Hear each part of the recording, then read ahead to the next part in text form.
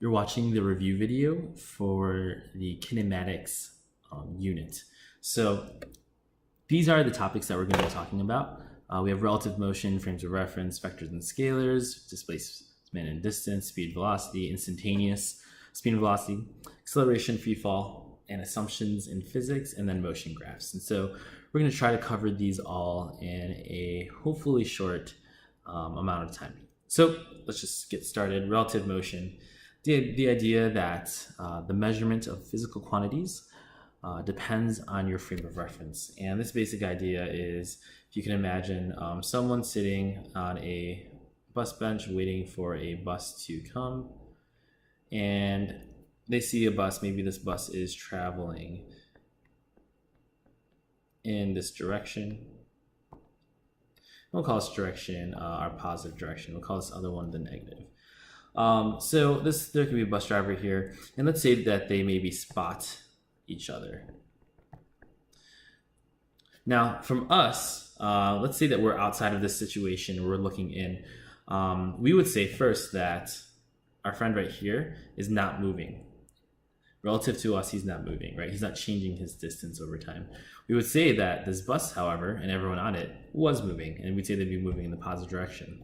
The thing is, though, if we changed our frame of reference and put ourselves into the bus's perspective, if you were to kind of turn yourself around, if we assume that this is kind of like our reference point, so this person right here,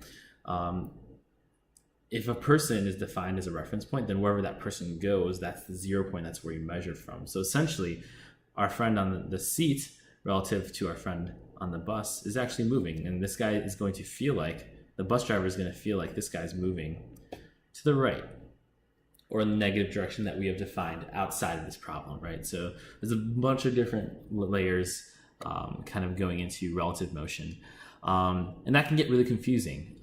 So that's why we do something called setting our frame of reference. So this is picking a point and directions in order to measure physical qualities or quantities consistently.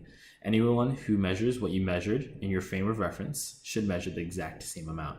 And so if everyone was measuring, these two people were measuring from our frame of reference outside of the problem, they would both measure themselves going the same way, or doing the same thing that we predict them to do. So we would say that first, again, this guy is not moving and this bus is moving in the positive direction or to our left. And they could both agree on that. So frames of reference are very important. Another thing to keep in mind is that when we denote a frame of reference, a lot of times we will make kind of like an axis.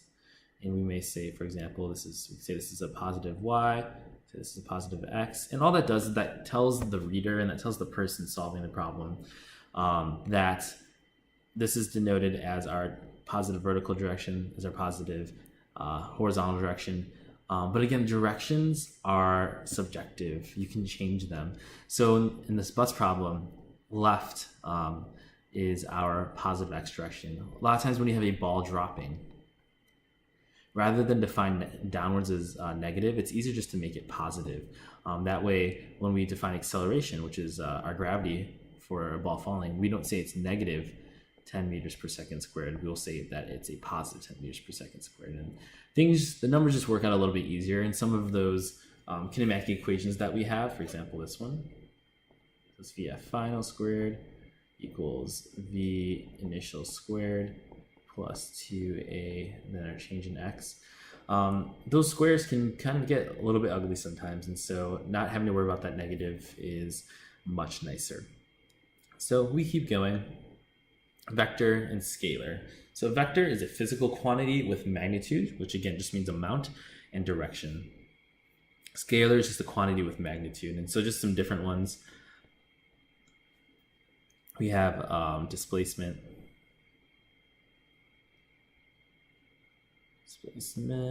velocity. We also have force, also acceleration. Scalar quantity with just magnitude, so it's just an amount.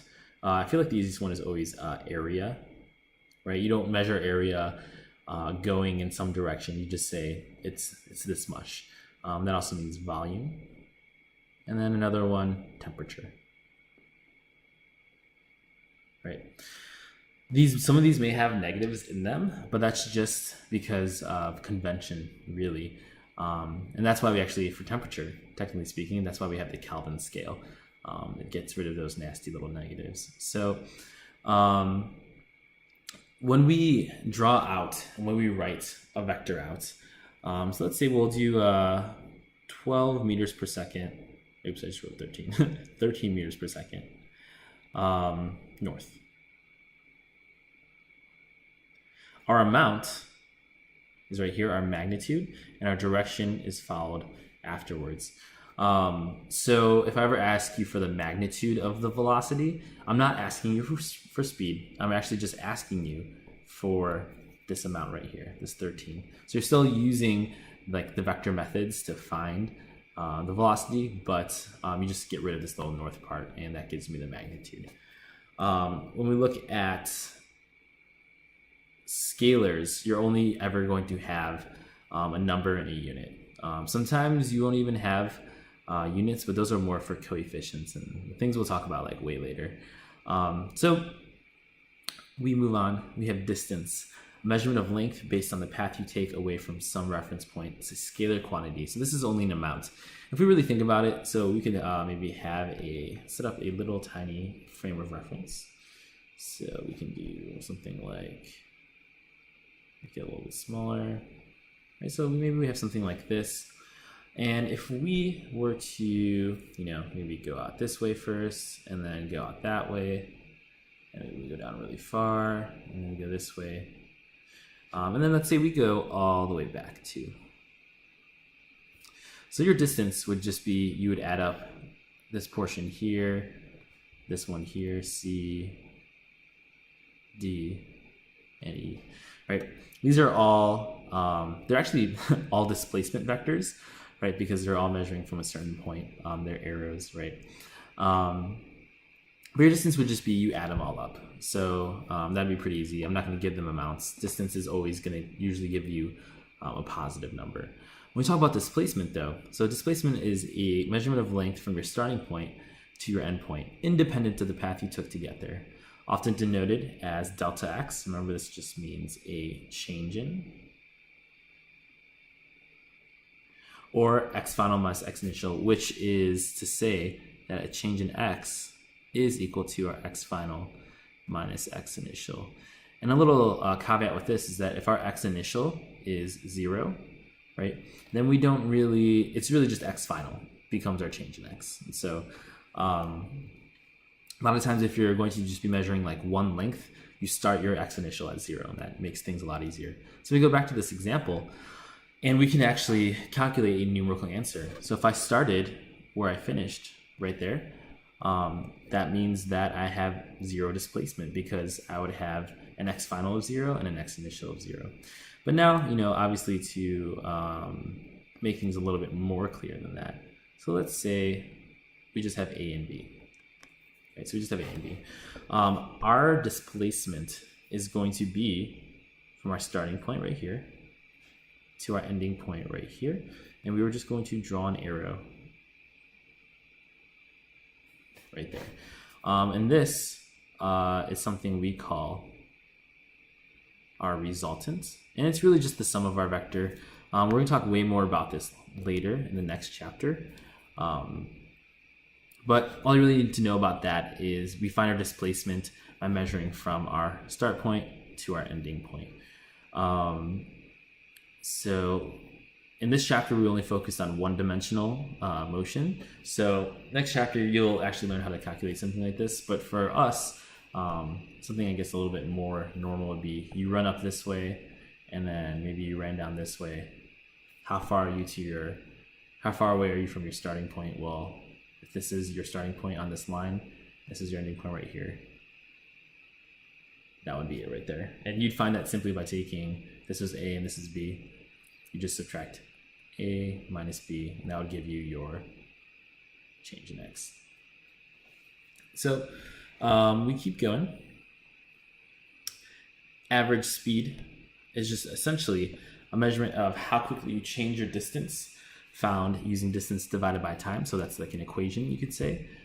Speed equals. And if you ever have a line above your variable, it just means average. So is distance over time, or if we just use variables, it would be Rx over Rt. Average velocity, a measurement of how quickly you change your displacement, found using displacement divided by time. This is a vector quantity, so we would have our average velocity is equal to our displacement over time. We would denote that with a change in x over t. Yeah, so this is velocity, average velocity. We will go through problems after this. So right now I just want to kind of go through the concept of this. Average velocity, you can imagine if a ball was rolling down an incline, it would obviously speed up. An average velocity would basically take the average of all those different speeds over time, right? So this is, right, this one's not moving, so you have a velocity of 0. This one over here is probably moving much faster, right? Something much greater than 0. And so you take the average of all those velocities and you get an average velocity. And the simple way to figure that out, though, is just simply your displacement divided by your time. Next, we have our average acceleration, and this is just a measurement of how quickly your velocity changes. And it's a vector quantity. It's found by dividing change in velocity over time. Different examples: speeding up, slowing down, or turning are all forms of acceleration. And that might seem confusing a little bit. So for example, let's say you are just driving straight in a circle at a constant speed. This is still considered a change in velocity because velocity also includes direction. So if you change your direction, you're changing your velocity. We solve this using this equation right here. We have acceleration average equals change in v over t.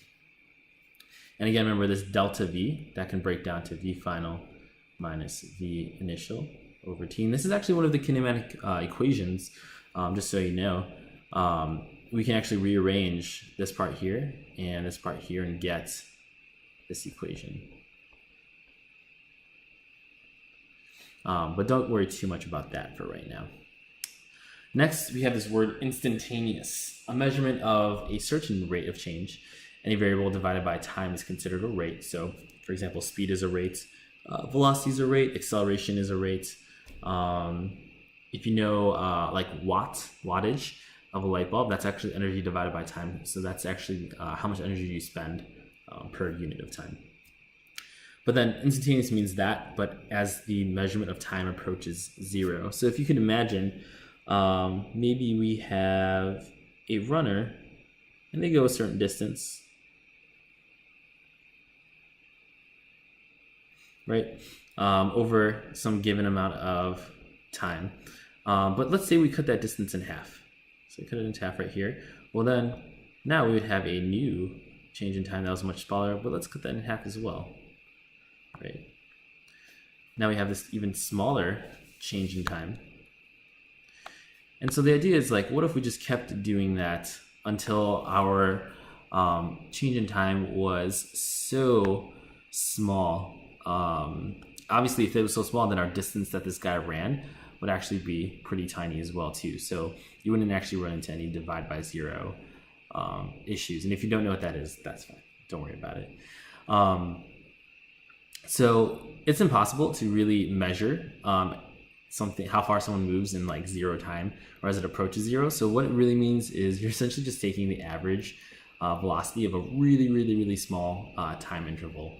Most of the time I'm not going to have you calculate those ones, but you essentially just have to, I'll give them to you, or if, for example, this person is running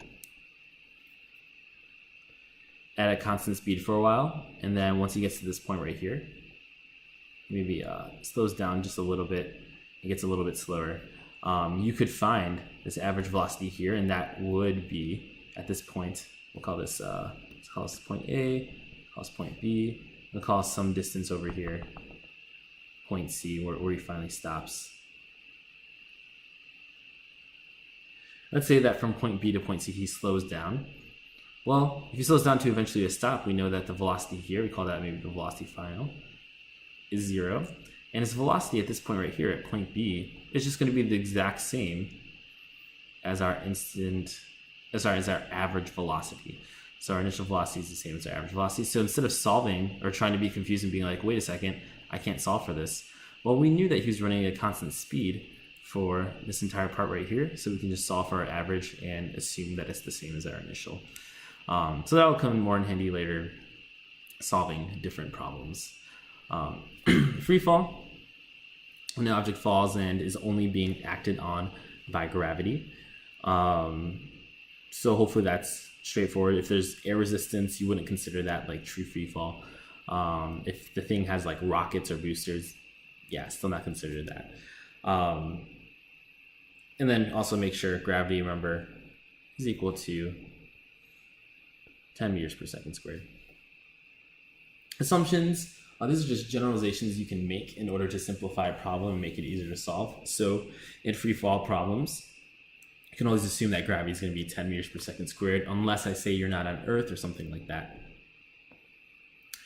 And a motion graph, a depiction of some type of constant motion using either x versus c, so displacement versus time, velocity versus time, or acceleration versus time.